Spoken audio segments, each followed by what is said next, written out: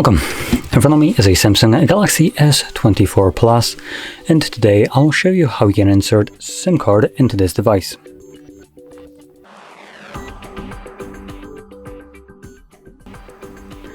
So before we get started, you will need to grab a SIM ejector, which will come provided with the device in the box. But if you can't find it, you could use a paper clip, stand one on the end, and it should work just as well. Now once you have either one of those, if you have a case on your device, take it off. And the tray will be located at the bottom of the device. From here, push the pin in, and you can see that the tray pops out enough for you to be able to grab it and take it out.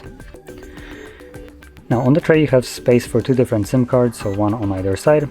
One thing to keep in mind, the bottom tray has a little bit of a plastic right here that holds the card in place even if you flip the tray over, but Samsung decided that cost saving is more important than giving that on both sides, so the card tends to kind of fall out if you do it on the top side, because you know that fraction of a penny gonna save the company that produces devices like that. Anyway, feels premium.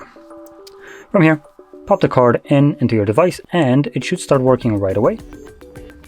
So confirming the pin for it, that will unlock it, and just put on the case.